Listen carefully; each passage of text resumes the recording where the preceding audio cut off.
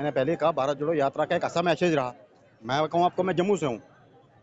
जम्मू वाला बंदा लाल किले के सामने इंटरव्यू दे रहा, ये तो भारत जोड़ो यात्रा का असर है कि जम्मू वाला बंदा भी हिम्मत कर रहा है लाल किले के सामने बोलने की। 14 से लेकर अभी तक तो हमने बोलने की हिम्मत नहीं की, ना कभी किसी दिल्ली के मीडिया ने, गोदी मीडिया ने हमसे कभी पूछा कि भाई तुम्हारे भी क्या जज्बात है। तो ये चीजें भारत जोड़ो यात्रा जो है वो अफेक्ट कर रही है, लोग समझ रहे हैं, 70% लोग समझ रहे हैं। रही बात, वोट भी कर रहे हैं, बस मसला ईवीएम का, मशीन का है। मशीन का बटन जो है ना, अगर बटन का नहीं हो, सील लगाने का मसला चले ना वोटिंग पे, तो चिट्टा साफ, व्हाइट वॉश भाजपा का 2024 में गारंटेड। ईवीएम को लेके क्यों आए थे? सबसे पहले सवाल, जब हम ईवीएम को लेके आ गए हैं, कंप्यूटर को लेके आ गए हैं, हाथ में मोबाइल को लेके घूम रहे हैं, तो इसको आना नहीं चाहिए था। सबसे पहले हमें अपना मोबाइल उठा के घर रख देना चाहिए। मैं आ गई हूँ। सबसे पहले हम अपना मोबाइल उठा के घर रखते हैं। हमें फिर से लेटरबाजी करनी होगी। हम फिर 30 साल पुराने जाएंगे, 40 साल पुराने में जाएंगे, वहां से हम शुरुआत करेंगे। हमें मोटरसाइकिल भी कर रखनी होगी, बैलगाड़ी लेके आएंगे हम, अगर हमें पीछे लौटना है तो। और हमें पीछे नहीं लौटना है। अगर बीजेपी जीतती है तो ईवीएम में गड़बड़ी है, अगर तेलंगाना जीतती है कांग्रेस तो ईवीएम में गड़बड़ी नहीं है।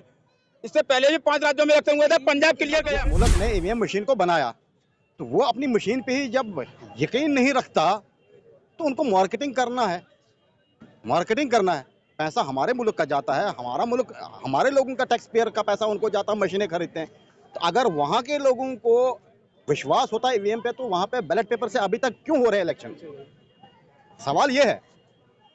देखिए, ईवीएम मशीन से कोई हमारा डॉक्टर नहीं बनेगा, इंजीनियर नहीं बनेगा, पायलट नहीं बनेगा, साइंटिस्ट नहीं बनेगा, वो एजुकेशन से बनेगा। अगर वो एजुकेशन प्रॉपर की नहीं लेगा, वो फिर भी फुटपाथ पे ही काम करेगा बेचारा। कुल मिला के आजकल जो मीडिया है, नेशनल मीडिया हमारा, वो पेड है, बिल्कुल टोटली पेड है। अभी एक छोटी मिसाल दूंगा। अभी जस्ट यूक्रेन में जंग चल रही पिछले 2 साल से, और एशिया में पिछले 58 दिनों में आपने देखा यूक्रेन पे किसी हमारी गोदी मीडिया ने फोकस किया कैमरा? क्यों? क्या यूक्रेन में अभी जंग बंद हुई है क्या? अभी सिर्फ गाजा और फलस्तीन और इसराइल को दिखाया जाता। क्यों? Marketing, TRP. नमस्कार दोस्तों, इस समय हम दिल्ली के लाल किले के सामने मौजूद हैं। लोकसभा चुनाव 2024 को लेकर के हम लोगों से जानने की कोशिश करेंगे। जो अभी 5 राज्य के जो चुनाव का नतीजा है उसका असर कितना जो है लोकसभा चुनाव 2024 में पड़ेगा। वही जो है 3 राज्य में भाजपा की सरकार बनने जा रही है, एक और तेलंगाना में, यानी एक राज्य में कांग्रेस की सरकार बनने जा रही है, और एक जो मिजोरम है वहाँ पे एक क्षेत्रीय पार्टी की जो है चुनाव जीती है। लेकिन इन सभी मुद्दों पे जो है जनता क्या कहती है हम उनसे जानने की कोशिश करेंगे। क्या कहेंगे जो अभी जो 5 राज्य में चुनाव हुआ है, 3 राज्य में भाजपा की सरकार बनने जा रही है, जीत हुई है, एक में तेलंगाना जो कांग्रेस के हाथ में गई है, तो इसको आप कैसे देखते हैं? वही जो कहा जा रहा है कि राहुल गांधी जो जब से भारत जोड़ो यात्रा किया, 4000 किलोमीटर उन्होंने पैदल चला और उनकी लोकप्रियता बढ़ी है, तो उन्होंने एक नारा दिया था, नफरत छोड़ो भारत जोड़ो, नफरत के बाजार में मोहब्बत की दुकान। तो क्या लगता है साउथ इंडिया से इसकी शुरुआत हो चुकी है? शुरुआत तो हो चुकी है, लेकिन ईवीएम की दुकान बंद करनी होगी। अगर बैलेट पेपर से हो जाते इस बार भी इलेक्शन, तो भाजपा सरकार नहीं बना पाती। तो बैलेट पेपर का इशू है। बैलेट पेपर अगर हो, ईवीएम ना हो, तो भाजपा पूरे हिंदुस्तान में सरकार कभी बना ना सके। डेफिनेटली गारंटेड है। असल में ईवीएम का पंगा है सारा। अगर ईवीएम ना होता तो भाजपा इन स्टेटों में ना होती, क्योंकि आप भी जानते हैं पहले तो सब लोगों ने शौक से वोट दिया कि चेंज के लिए। हाँ, चेंज इतना हुआ, हमारे रेलवे स्टेशन प्राइवेटाइज किए गए, हमारे मतलब जो म्यूजियम थे उनको प्राइवेटाइज किया गया, हमारा जो लाल किला मैंने अभी बात करी उसको प्राइवेटाइज किया गया, हमारे टैक्सेस बढ़ाए गए, हमारे मतलब आप दिल्ली के बगैर देखो कहाँ पानी फ्री मिलता है, दिल्ली के बगैर देखो बिजली कहाँ फ्री मिलती है। एजुकेशन के रेट्स देखो आप, जो एमबीबीएस 25 लाख रुपए में होती थी वो एमबीबीएस आज 75 लाख रुपए में गई है। लेकिन राहुल गांधी जब से भारत जोड़ो यात्रा किया और उन्होंने जो है कभी किसानों से मिलते हैं, कभी कुलियों से मिलते हैं, तो उसके बाद जो कहा जा रहा था कि कांग्रेस जो है काफ़ी बढ़त करेगी, कांग्रेस जो है राहुल गांधी प्रधानमंत्री बनेंगे, लेकिन फिर भी जो है कांग्रेस की हार हो जाती है। तो क्या लगता है कहीं ना कहीं जो उन्होंने जो एक नारा दिया है कि नफरत के बाजार में मोहब्बत की दुकान खोलना है, तो क्या साउथ इंडिया में पूरी तरह भाजपा जो है बिखरती हुई और दूर दूर तक नजर नहीं आ रही है? सही बात है। मैंने पहले कहा भारत जोड़ो यात्रा का एक ऐसा मैसेज रहा। मैं कहूँ आपको, मैं जम्मू से हूँ। जम्मू वाला बंदा लाल किले के सामने इंटरव्यू दे रहा, ये तो भारत जोड़ो यात्रा का असर है कि जम्मू वाला बंदा भी हिम्मत कर रहा है लाल किले के सामने बोलने की।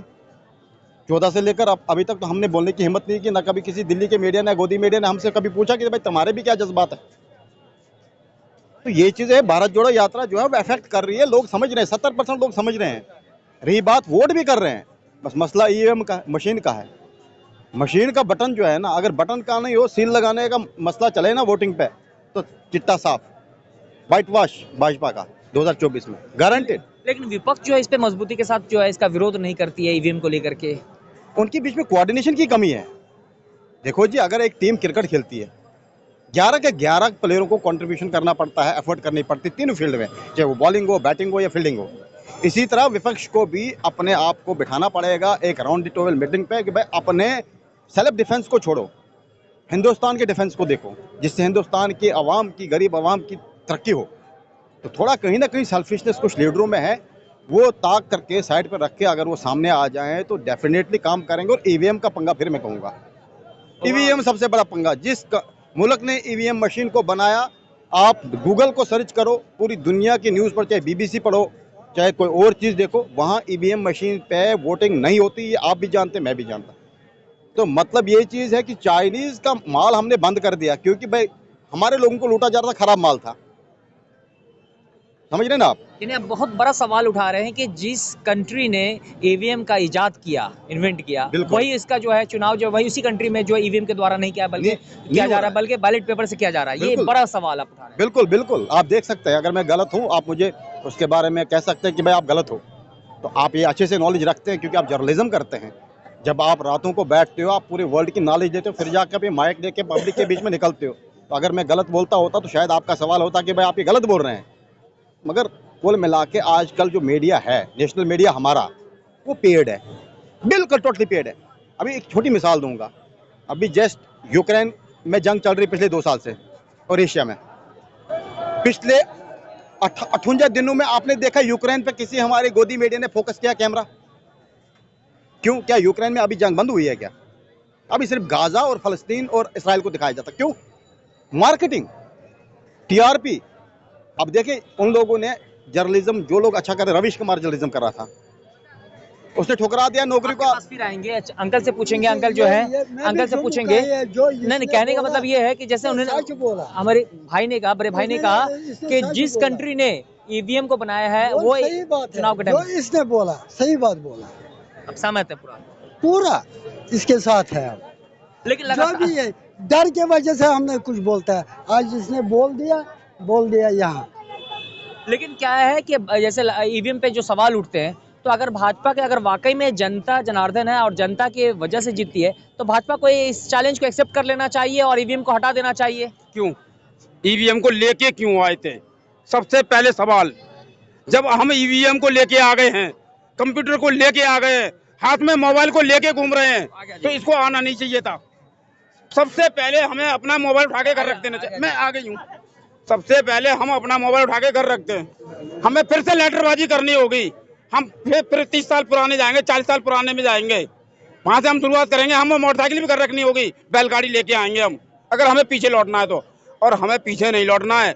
अगर बीजेपी जीतती है तो ईवीएम में गड़बड़ी है, अगर तेलंगाना जीतती है कांग्रेस तो ईवीएम में गड़बड़ी नहीं है। इससे पहले भी 5 राज्यों में रखते हुए थे, पंजाब क्लियर गया। कांग्रेस का अभी तक जो है कोई ऑफिशियल बयान तो नहीं आया है ना। जिसने ये मशीन को इजाद कराई, इंजीनियर ने खुले शब्दों में कह दिया है, चैलेंज कर दिया है कि अगर ईवीएम खराब है तो मैं तैयार बैठा हूं, जांच कराइए। अब इससे ज्यादा और कुछ नहीं है। ये सब बेकार। हारने के बाद में, देखिए मैं बताता हूँ, हारने के बाद में कोई ना कोई तो भाई बहाना चाहिए, ठीक है। जब बहाना चाहिए तो कुछ नहीं, हम सोचते हैं यार ईवीएम को ही कह दें। सच वो होता है जो उसका सामना करा है। एग्जिट पोल लगातार जो है कांग्रेस के पक्ष में था कि बढ़त दिखा रहा था, लेकिन अचानक जो है रिजल्ट, परिणाम जो आता है वो पूरा डिफरेंट होता है। देखिए, इंटरपोल का मैंने भी दिवाली से पहले सर्वे जब हो रहा था, मैंने भी देखा एमपी का। उन्होंने जब कहा तो उन्होंने कहा भैया आपने ये जो सर्वे कराया जेंट्सों में कराया, महिलाओं में कराया? बोले सिर्फ जेंट्सों का है। तो आप महिलाओं में एक बार चली जाइए और आपके परसेंटेज 11.5% महिलाओं का वोट जो पड़ा है, उसको कौन कहाँ ले जाएगा? उसको भी उसमें शामिल कीजिए। देखिए, अगर सवाल उठा रहे भाई साहब कि अगर ईवीएम को हटाया जाए तो समझिए फिर से 30 साल देश को पीछे जाना होगा। आपको क्या लगता है कि ईवीएम से हमारे इंजीनियर निकलते हैं, डॉक्टर निकलते हैं, पायलट निकलते हैं, या साइंटिस्ट निकलते हैं रिसर्च करके? लगता है आपको? अमेरिका प्रधानमंत्री हमारे यहाँ पे हमारा एक सवाल है, अगर जिस मुल्क ने ईवीएम मशीन को बनाया तो वो अपनी मशीन पे ही जब यकीन नहीं रखता तो उनको मार्केटिंग करना है, मार्केटिंग करना है। पैसा हमारे मुल्क का जाता है, हमारा मुल्क, हमारे लोगों का टैक्स पेयर का पैसा उनको जाता है, मशीनें खरीदते हैं। तो अगर वहाँ के लोगों को विश्वास होता है ईवीएम पे, तो वहाँ पे बैलेट पेपर से अभी तक क्यों हो रहे इलेक्शन? सवाल ये है। देखिए, ईवीएम मशीन से कोई हमारा डॉक्टर नहीं बनेगा, इंजीनियर नहीं बनेगा, पायलट नहीं बनेगा, साइंटिस्ट नहीं बनेगा। वो एजुकेशन से बनेगा। अगर वो एजुकेशन प्रॉपर की नहीं लेगा, वो फिर भी फुटपाथ पे ही काम करेगा आपके बेचारा। कहने मतलब है कि विपक्ष अगर ऑब्जेक्शन करता है तो बैलेट पेपर से चुनाव होना चाहिए। बिल्कुल, बैलेट पेपर से होने चाहिए। और भाजपा का एक फंडा और है, ये पहले असेंबली इलेक्शन जितवाती स्टेटों में दूसरी पार्टियों को, क्योंकि इनको बल्क में चाहिए, तो एमपीज की हरवाती है। क्या ये फंडा है? 2-4 स्टेटें जितवा दी, उनका मुंह बंद, वो बोल नहीं पाते क्योंकि मेरी सरकार बनेगी, मुझे क्यों बोलना है। फिर जब एमपीज के पार्लियामेंट्री इलेक्शन आते हैं, फिर वो पूरी प्रॉक्सी करके 300 पार चले जाते हैं, फिर मैं बोल ही नहीं पाता हूँ कि यार, क्योंकि मैं जीता हुआ उस टाइम नहीं बोला। असल आम आदमी, कॉमन आदमी हूँ मैं, कोई पॉलिटिशियन नहीं हूँ। मेरी समझ में ये आती, भाजपा इनको पहले जितवाती है, फिर अच्छे से हरवाती है, धोबी विचार देके, तो इसलिए वो भी फिर दुविधा में पड़ जाता है। अगर हम बोले तो करें क्या, क्योंकि पहले हम जीते हुए हैं। क्या लगता है 2024 में फिर से जो है इंडिया गठबंधन जो है कमबैक करेगी? बिल्कुल ये मुश्किल है भाई। ये? इंडिया गठबंधन मुश्किल है। इंडिया गठबंधन में चेहरा कहाँ है बताओ? लेकिन इससे पहले कर रहे थे राहुल गांधी, आज जो बदल गए हैं। बदल गए, इसलिए बदल गए। नितिन गडकरी जी, योगी जी, और भी है, और भी बढ़िया बढ़िया नेता है।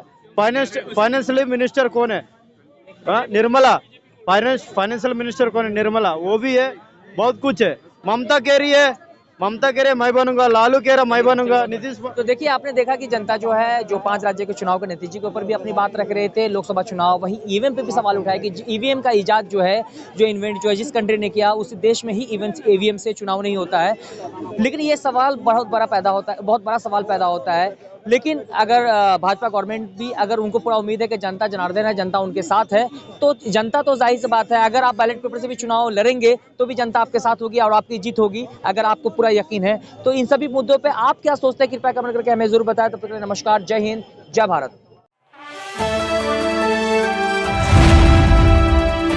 द इंडियन खबर, सच आपके सामने।